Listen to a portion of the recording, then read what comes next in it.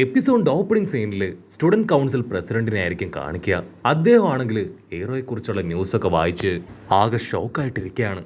ഇതുപോലെ ഇത്രയും സ്മാർട്ടായിട്ടുള്ള ഒരു സ്റ്റുഡന്റ് ഇതുവരെ അവരുടെ സ്കൂളിൽ വന്നിട്ടില്ല.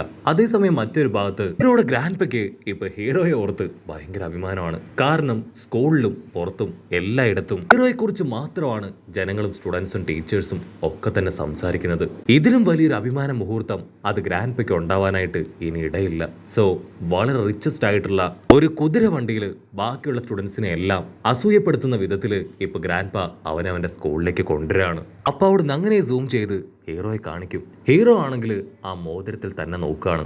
മോതിരത്തിന് എന്തെങ്കിലും ചേഞ്ച് ഉണ്ടോ? കഴിഞ്ഞ ദിവസം പോലെ ആ ഒരു ബീസ്റ്റ് അത് പുറത്തു വരുമെന്നൊക്കെ ചിന്തിച്ച് അവൻ ആകെ ടെൻഷനാവും. കുഴപ്പമൊന്നുമില്ല, എന്റെ ഗ്രാൻഡ്പ അദ്ദേഹം കൂടെ ഉള്ളിടത്തോളം കാലം എനിക്ക് പേടിക്കാനൊന്നും ഇല്ല എന്ന് പറയുമ്പോഴായിരിക്കും അടുത്ത മറ്റു രണ്ട് സ്റ്റുഡൻസ് അവരാണെങ്കിൽ ഇപ്പൊ ഹ്യൂമൻസിനെ കുറിച്ചായിരിക്കും സംസാരിക്കുക. ഹ്യൂമൻ ബീങ്സ് ശരിക്കും നല്ലവരാണോ? അവരെ ഭക്ഷിക്കാൻ ഒരു ചാൻസ് കിട്ടിയിരുന്നെങ്കിൽ എത്ര അടിപൊളിയായിരുന്നു. അവരുടെ മീറ്റിന് ഭയങ്കര ടേസ്റ്റ് ആണ് എന്നൊക്കെ അവർ പരസ്പരം പറയും. ഹീറോയ്ക്കാണെങ്കിൽ അതൊക്കെ കേട്ട് നല്ല രീതിയിൽ പേടിയാവുകയാണ്. അങ്ങനെ ഒരുപാട് കാര്യങ്ങൾ കേട്ടും ചിന്തിച്ചും നമ്മുടെ ചെക്കൻ പേടിച്ച് ഇപ്പൊ സ്കൂളിന്റെ മുൻപിൽ എത്തിയിരിക്കുകയാണ്. ഹീറോയുടെ കുതിരവണ്ടി അത് കാണേണ്ട താമസം അവന് നടന്നു വരാനായിട്ട് ഒരു റെഡ് കാർപ്പറ്റ് അവിടേക്ക് വിരിച്ചു കൊടുക്കും.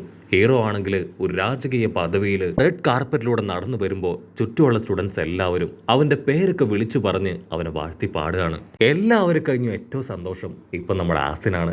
അവന്റെ ബോസ് നമ്മുടെ ഹീറോ.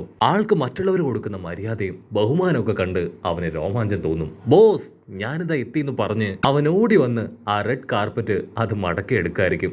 അതിനുള്ളില് ഇപ്പൊ നമ്മുടെ പച്ചമുടി പെണ്ണ് ക്ലാര അവള് കുടുങ്ങിയിരിക്കുന്നത് അവൻ അറിയാതെ ആ കാർപ്പറ്റ് എടുത്ത് ദൂരേക്ക് എറിയും. അത് പോയ സ്പീഡിൽ അങ്ങനെ തിരിച്ചു വന്ന് നമ്മുടെ ആസിനെ ആഞ്ഞെട്ടിക്കും. ഉടനെ ഗ്രാൻഡ്പ വന്ന് അവന്റെ ബാഗ് അവന്റെ കയ്യിൽ കൊടുക്കുകയാണ്. നീ ഇതെടുക്കാൻ മറന്നുപോയി, സൂക്ഷിച്ച് സാവധാനം ക്ലാസ്സിലേക്ക് പോയിരുന്ന് എല്ലാ കാര്യങ്ങളും പഠിക്കാനായിട്ട് അവനോട് പറയും. ഹീറോ അത് കേട്ട് തല കുലുക്കും. അതിന് ഗ്രാൻഡ്പ അവന് സമ്മാനമായിട്ട് ഒരു സെൽഫോൺ ആളുടെ പോക്കറ്റിൽ നിന്നെടുത്ത് അവന് കൊടുക്കാൻ നോക്കുമ്പോഴേക്കും ഹീറോ ആണെങ്കിൽ ആ പെട്ടി കൊണ്ട് ക്ലാസ്സിലേക്ക് ഓടിക്കഴിഞ്ഞിട്ടുണ്ടാവും.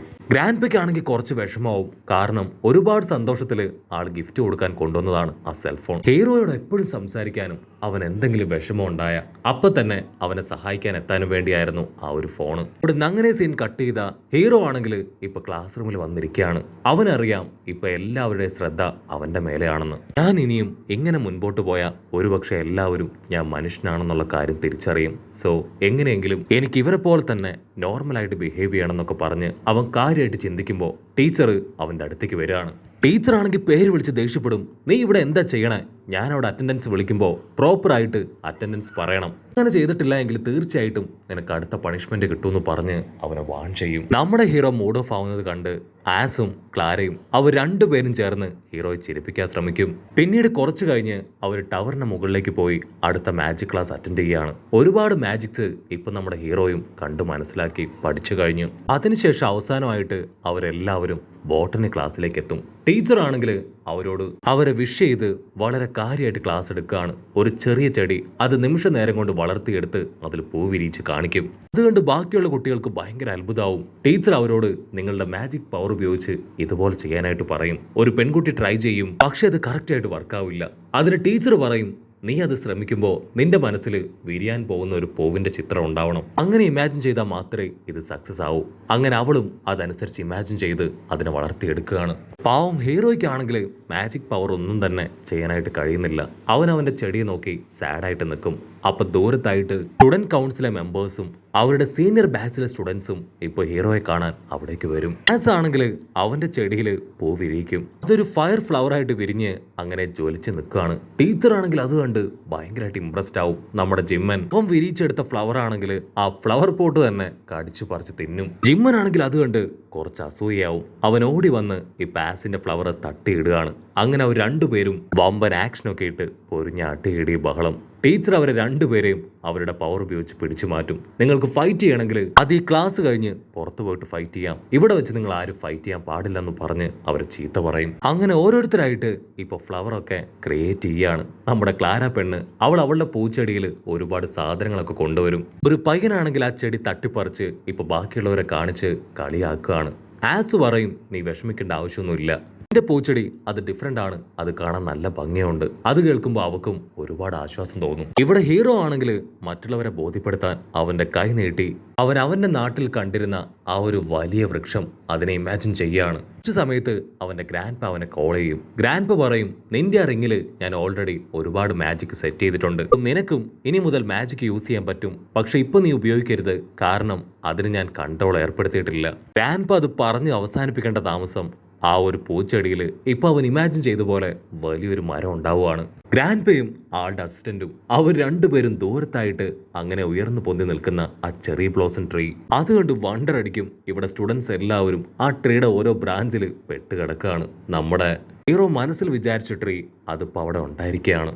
മറ്റൊരു ഭാഗത്ത് സ്റ്റുഡന്റ് കൗൺസിലിന്റെ പ്രസിഡന്റ് അവരാണെങ്കിൽ ആ ട്രീ കണ്ട് ഷോക്കാവും. കാരണം ഇത് എർത്തിലുള്ള ഹ്യൂമൻ ബീങ്സിനിടയിലുള്ള ഒരു ചെറി ബ്ലോസം ട്രീ ആണ്. ഇതെങ്ങനെ ഇവിടെ വന്നു? അത് ക്രിയേറ്റ് ചെയ്ത അവൻ ആ ഹീറോ പയ്യൻ അവൻ ഒരു പക്ഷേ മനുഷ്യനാണോ? അവൻ എത്രയും വേഗം എന്റെ അടുത്തേക്ക് കൊണ്ടുവരാനായിട്ട് അവർ പറയും. ആക്ച്വലി ഈ സ്റ്റുഡന്റ് കൗൺസിൽ ടീം അവർ കുട്ടികൾ ചെയ്യുന്ന തെറ്റുകളെല്ലാം കണ്ടെത്തി അതിന് പണിഷ്മെന്റ് കൊടുക്കാനും അത് റിപ്പീറ്റ് ചെയ്യിപ്പിക്കാതിരിക്കാനുമാണ് ഇങ്ങനെ ഒരു ടീം. ആ സ്റ്റുഡന്റ് കൗൺസിൽ ഹെഡ് ലേഡി അവളാണെങ്കിൽ ഇപ്പോ ചുമരടിച്ചു തകർത്ത ഒരു സ്റ്റുഡന്റിനെ നല്ല രീതിയിൽ അറിഞ്ചം പുറഞ്ച് അടിച്ച് പണിഷ്മെന്റ് ഒക്കെ കൊടുത്ത് അവിടുന്ന് കടന്നു പോകും. ആ പ്രസിഡന്റ് ലേഡി ആണെങ്കിൽ ഇപ്പൊ നമ്മുടെ ഹീറോയെ കാണാനായിട്ട് അവളുടെ അസിസ്റ്റൻസുമായിട്ട് നടന്നു വരികയാണ്. അസിസ്റ്റൻസ് പരസ്പരം പറയും, സത്യത്തില് ഹ്യൂമൻസ് ഉണ്ടോ? എനിക്ക് തോന്നുന്നത് അത് മിത്താണെന്നൊക്കെ പറഞ്ഞ് അവരങ്ങനെ പരസ്പരം കാഷ്വലായിട്ട് എന്തൊക്കെയോ ഡിസ്കസ് ചെയ്യും. പക്ഷെ അവൾക്ക് നന്നായിട്ടറിയാം ഹ്യൂമൻസ് മിത്തല്ല, ശരിക്കും ഹ്യൂമൻസ് ഉണ്ടെന്ന്. നമ്മുടെ ഹീറോ ഹ്യൂമൻ ആണോ എന്ന് അവൾക്ക് ബലമായ സംശയമുണ്ട്. എത്രയും വേഗം അത് കണ്ടെത്തിയേ പറ്റൂന്ന് പറഞ്ഞ് അവൾ ഡയറിയിൽ അവന്റെ പേരെഴുതി അത് മാർക്ക് ചെയ്യും. അവളാണെങ്കിൽ അസിസ്റ്റൻസിനെ രണ്ടുപേരെയും പറഞ്ഞു വിട്ട് വീണ്ടും സ്റ്റുഡന്റ് കൗൺസിൽ റൂമിലേക്ക് വരികയാണ്. അവിടെ എത്തി ഒരു സീക്രട്ട് റൂം അത് ഓപ്പൺ ചെയ്യും. അവളെ കൊണ്ട് മാത്രമേ അത് തുറക്കാനായിട്ട് കഴിയൂ. അവൾ അകത്തേക്ക് പോയി ഒരു ബുക്ക് എടുത്ത് വായിക്കുകയാണ്. അത് ഹ്യൂമൻസിനെ റിലേറ്റ് ചെയ്യുന്ന ഒരു കോമിക് ബുക്കാണ്. അവൾ അതിൽ സ്റ്റോറി വായിക്കും. അതേസമയം ഹീറോ ആണെങ്കിൽ അവൻ ഉണ്ടാക്കിയ മരം അതിലേക്ക് നോക്കി നിൽക്കും. മാത്രമല്ല അവിടെ ചില ബിൽഡിങ്ങുകളൊക്കെ അവൻ കാരണം തകർന്നിരിക്കുകയാണ്. സോ ക്ലീൻ ചെയ്യുന്ന ആൾക്കാരുടെ കൂടെ അവനും കൂടി അവിടെ മുഴുവൻ ക്ലീൻ ചെയ്തുകൊണ്ടേയിരിക്കും. ഇവിടെ ആ ഹെഡ് ലേഡി ആണെങ്കിൽ ബുക്കൊക്കെ വായിച്ച് തീർത്ത് ആ ബുക്ക് അവളുടെ പോക്കറ്റിലിട്ട് ഉഷാറായിട്ട് ഓടാൻ തുടങ്ങും. ഇവിടെ ഹീറോ ആണെങ്കിൽ അവനെ കൊണ്ട് പറ്റും പോലെ എല്ലാ സ്ഥലങ്ങളും ക്ലീൻ ചെയ്യാണ്. ഉടനെ ആസ് അവിടേക്ക് വരും. അവൻ അവിടേക്ക് വന്ന് ആ വേസ്റ്റിന്റെ മേലെ തീ കത്തിക്കുകയാണ്. മാസ്റ്റർ, നിങ്ങൾ പറഞ്ഞതനുസരിച്ച് ഞാൻ വീട്ടിലേക്ക് പോയില്ല. എനിക്ക് നിങ്ങളെ വിട്ടുപോകാൻ തോന്നിയില്ല. അതുകൊണ്ട് സഹായിക്കാനാണ് ഞാനിപ്പോ തിരികെ വന്നിരിക്കുന്നത്. ആസും ഇപ്പൊ ഹീറോയുടെ കൂടെ ചേർന്ന് ക്ലീനിങ്ങിനൊക്കെ സഹായിക്കാണ്. അവന് പിന്നാലെ ക്ലാര അവിടേക്ക് വന്ന് അവര് 3 പേരും ചേർന്ന് ഉഷാറായിട്ട് ക്ലീനിങ് ഒക്കെ മുൻപോട്ടേക്ക് കൊണ്ടുപോകും. ഒരുപാട് സമയം കഴിയുമ്പോൾ ഹീറോ അവൻ എയ്സിനോട് പറയും, ഒരുപാട് സമയമായി, ഇനി നിങ്ങൾ രണ്ടുപേരും ഇവിടെ നിൽക്കണ്ട, എത്രയും വേഗം വീട്ടിലേക്ക് പോകണം. ഹീറോ അവർ രണ്ടുപേരെയും പറഞ്ഞു വിട്ട് ഇപ്പൊ സാധനങ്ങളൊക്കെ ഒരു ഭാഗത്തേക്ക് കൊണ്ടുവെക്കാൻ നടക്കുകയാണ്. അപ്പൊ ഓപ്പോസിറ്റിൽ നിന്ന് ആ ചെയർമാൻ ലേഡി അവൾ അങ്ങനെയും നടന്നു വന്ന് ഹീറോയെ മുട്ടി താഴെ വീഴുകയാണ്. അവൾ ഒരു സെക്കൻഡ് ഹീറോയെ കണ്ട് ഷോക്കാവും. അതിനുശേഷം അവൾ വായിച്ച ബുക്കിലെ സ്റ്റോറി ആലോചിക്കും. ഇതുപോലെ തന്നെയാണ് അതിലെ ഹീറോയുടെയും ഹീറോയിന്റെയും കണ്ടുമുട്ടൽ. ഹീറോ ചാടി എഴുന്നേറ്റ് എന്തെങ്കിലും പറ്റിയോ? കുഴപ്പമൊന്നുമില്ലല്ലോ. അതിനാണെങ്കിൽ അവൾ പ്രത്യേകിച്ച് ഒന്നും പറയാതെ നാണിച്ച് തല എങ്ങനെ താഴ്ത്തി നിൽക്കും. അവളാണെങ്കിൽ തലയുയർത്തി ഹീറോയുടെ പേര് ചോദിക്കും. അവൻ പേര് പറയും. അപ്പൊ തന്നെ അവൾക്ക് പിടികിട്ടും അവൾ അന്വേഷിക്കുന്ന മനുഷ്യൻ ഇവൻ തന്നെയാണ്. അവൾ എല്ലാ കാര്യങ്ങളും ഒരു സെക്കൻഡ് ആലോചിച്ച് അവന്റെ മുഖം അങ്ങനെ ചേർത്ത് പിടിക്കും.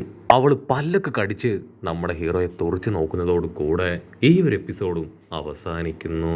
എപ്പിസോഡ് ഇഷ്ടപ്പെടുകയാണെങ്കിൽ തീർച്ചയായിട്ടും ലൈക്ക് ചെയ്യാനും കമന്റ് ചെയ്യാനും ഷെയർ ചെയ്യാനും മറക്കല്ലേ. അടുത്തൊരു അടിപൊളി എപ്പിസോഡുമായിട്ട് കാണുന്നവരെ it's me with Mallu episode.